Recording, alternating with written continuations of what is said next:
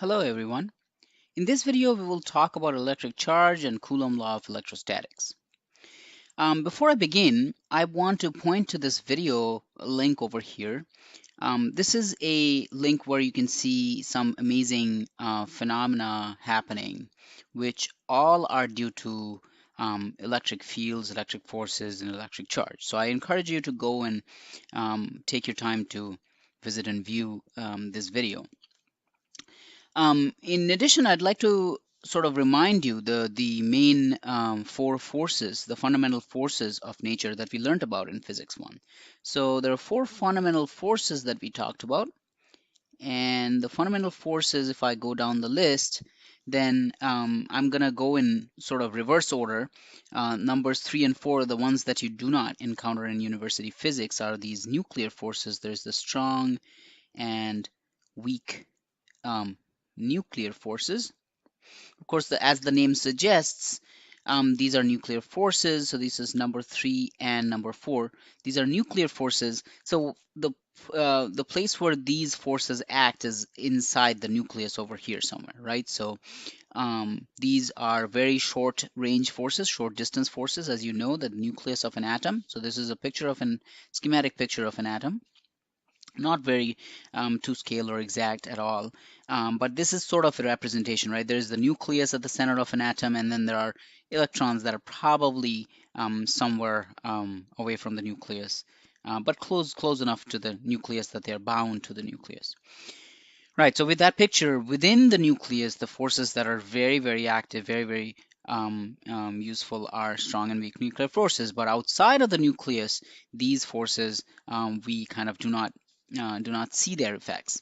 Okay, there are two other forces. So this was 3 and 4, and number 2, you learned about it in Physics 1, which is gravitation, the force of gravitation or gravity.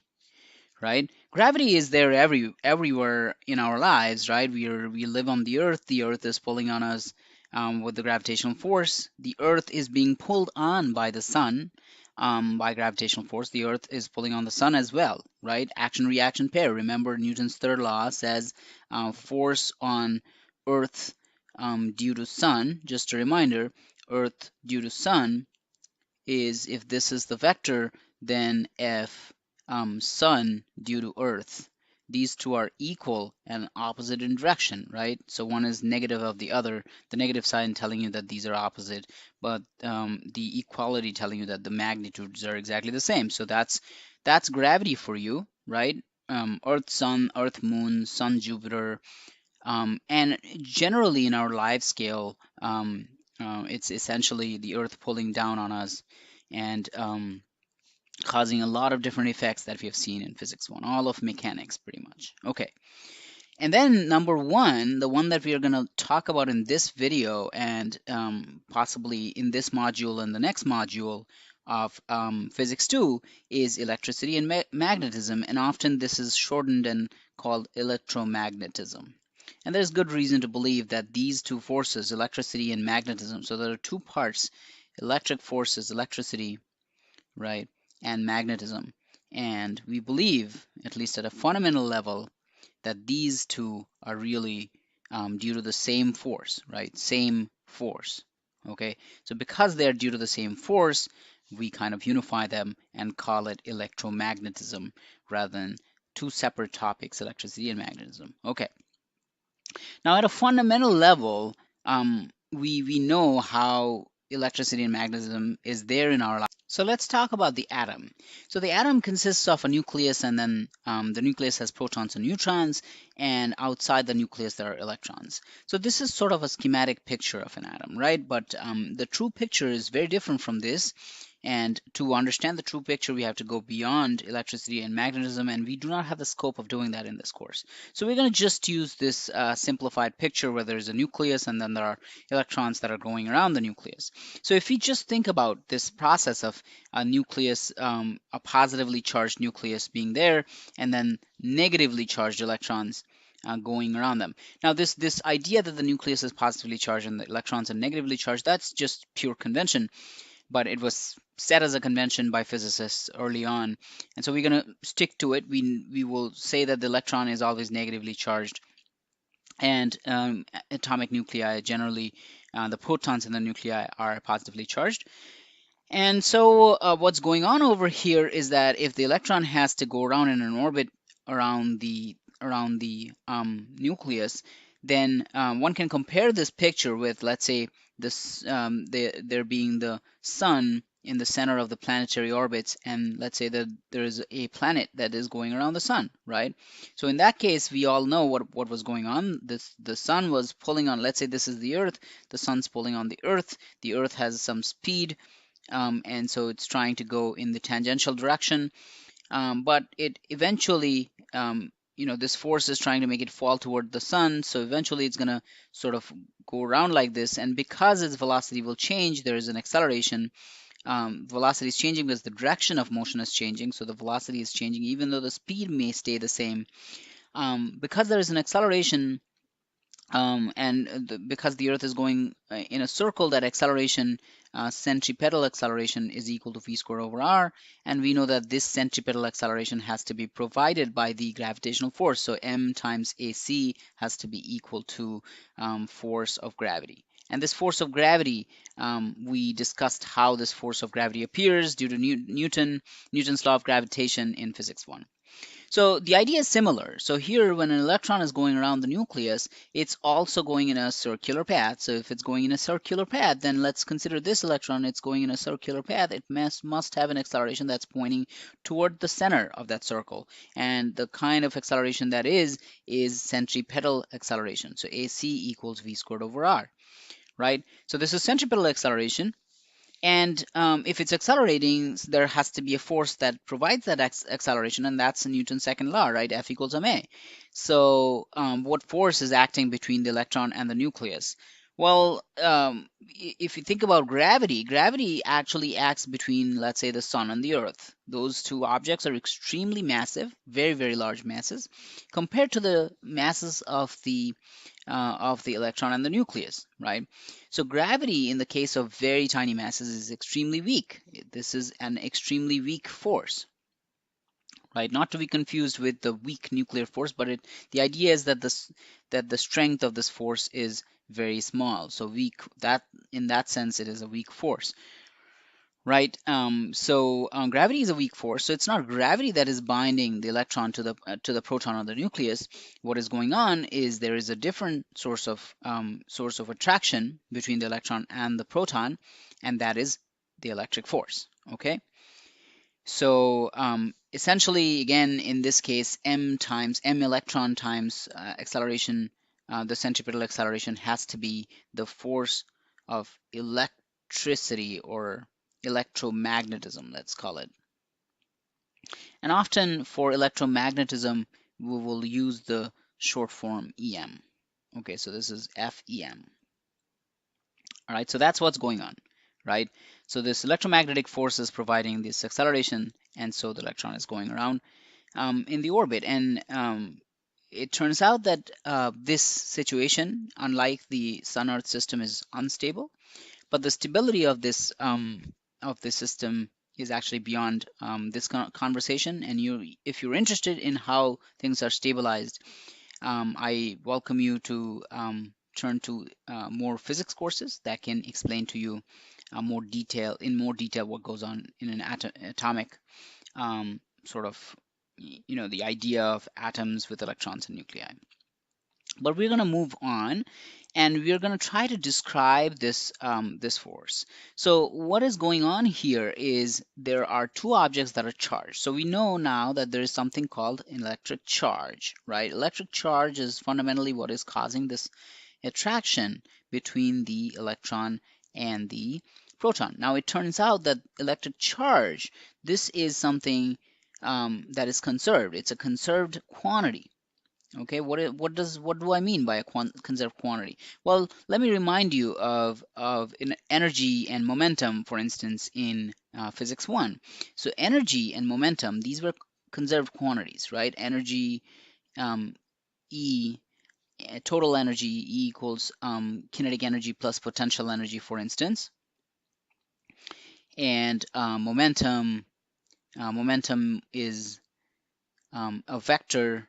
It's mass times velocity in velocity vector in physics 1, right? These quantities are conserved quantities. What does that mean? Well, in an isolated system, right, where a system is not interacting with, say, dissipative forces, um, energy of the system stays the same before a particular phenomenon and compared to the after scenario of that phenomenon, right? So energy conservation means energy stays the same. Similarly, momentum conservation means momentum stays the same.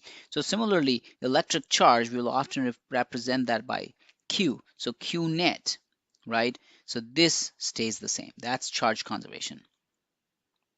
So what does that mean? Well, what it means is that if you take a look at the atom here, right? So in this atom, we have some amount of charges in the nucleus and some amount of charges in the electron. You can remove one electron and put it separately, but the net sum total of all the charges, pluses and minuses, has to add up to the same number that you started with, right? So that's what it means to have charge conservation, right? Electric charge is a conserved quantity. Okay, so often electric charge will be represented by Q, and this Q actually turns out that it has a smallest unit. Smallest unit. So smallest unit means that you cannot have a charge that is smaller than this unit, and often this smallest unit is also referred to as quantum, right? So quantum of charge, and it turns out that the quantum of charge is the same as the charge of an electron. Charge of and we will represent electron by E minus. So charge of an electron is a quantum, and this charge, QE, turns out to be 1.609 times 10 to the minus 19 Coulomb. Okay, so we learned another um, unit, Coulomb. Coulomb is a unit of charge, okay, unit of human unit of measuring charge. And the way nature measures charge is by using this fundamental unit charge of an electron, which is 1.609 times 10 to the minus 19 Coulomb. Okay, so what good is this understanding of electric charge? Well, now we will talk about how electric forces appear. So if I now, let's say that I have a charge Q over here, and this charge Q is of course made out of either electrons or protons, and it turns out charge of an electron is the same as, is equal to the charge of a proton, P plus, and this is exactly the same. The magnitude is exactly the same, the sign is opposite. So actual charge of the electron is really negative QE, while actual charge of the proton is QE. That's the idea, right? Okay, so any charged object is really made out of electrons, right? That's where the charge is coming from. Either electrons or deficiency of electrons. So for instance, if you imagine this picture over here, if I take an electron out, the sum total of the charges of the leftover atom and the electron, that's going to stay the same as before, but the atom itself is now going to become positively charged. Okay, atoms, to start with, atoms are electrically neutral. There's exact same number of protons as electrons in an atom, and hence atoms are electrically neutral. So if I take an electron out, the atom, this leftover atom, is now going to be positively charged, right? Because the sum total has to stay zero. So that's one way of creating positive charges, by creating deficiency of electrons, right? So we can now create positive as well as negative charges. So I have some charge Q over here, and let's say I put, let's call this Q1, and let's say I have another charge that is Q2 over here, okay? Q2 over here. And I would like to know if I bring them close enough to each other, and let's say the distance between the two centers, and I've drawn these as extended objects, but really what I mean are these are point particles, point-like objects, and the distance between these two objects is, let's say, d. Okay, and in that case, it turns out that these two objects will now feel a force relative to each other. So the force will always be pointing away from each other. Okay, and this force Fe, we'll call this one Fe, and so this one will also be Fe. Remember, note that I have not put vector signs over here. Because I have not put vector signs, these are just magnitude of the force. If I had put vector signs, these ones will have opposite directions and hence opposite signs. Okay, so now if I want to find out Fe, it turns out Coulomb's law of electrostatic, Coulomb's law of electrostatics is what tells us the force. It's what tells us the force between these two charges, Q1 and Q2, separated by a distance d. Instead of giving you the law itself, I would like to sort of have you think about how one can arrive at Coulomb's law. It's very similar to Newton's law of gravitation, with very tiny differences, and we're going to talk about that. So let's think about what happens, right? So if I have a charge Q1 and another charge Q2, right, and they're separated by a distance d. So now if I suddenly change this Q1 to 2Q1, okay, what do you think would happen to the force?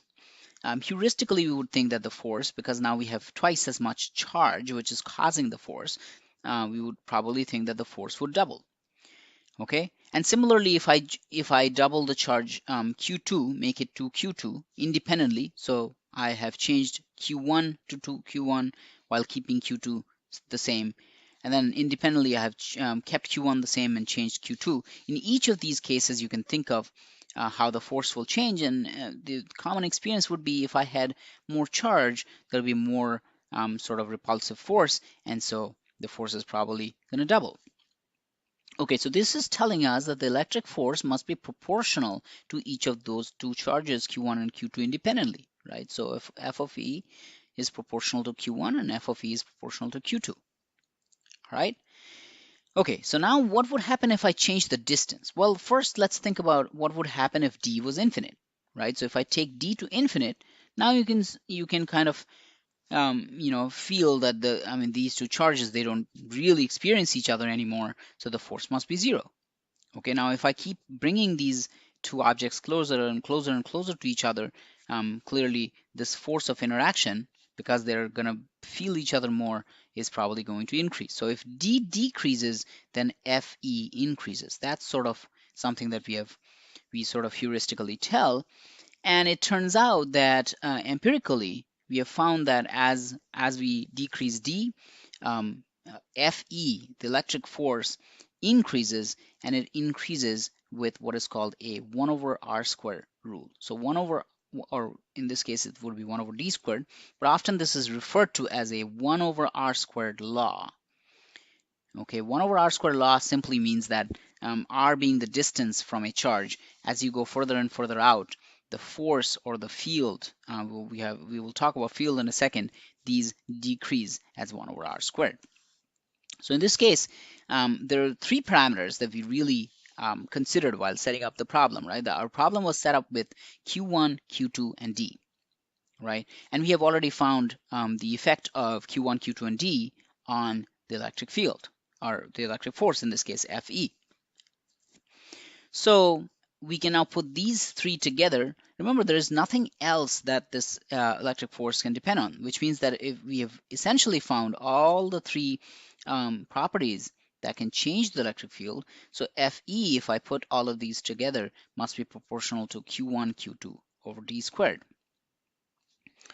Let me draw the parallel to F gravity, right? So gravitational force, F gravity, was m1, m2 over d squared. Also proportionality at this stage, right? So the gravitational force depends on masses and the distances. Electric force depends on charges and the distances. And the dependence is very similar to one another, right?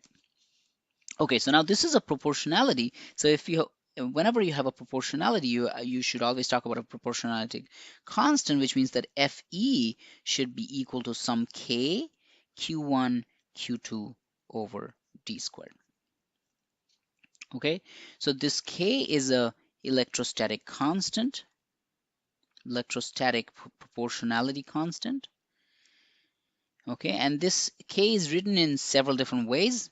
let's talk about one way. So we can write K equals 8.99 times 10 to the 9.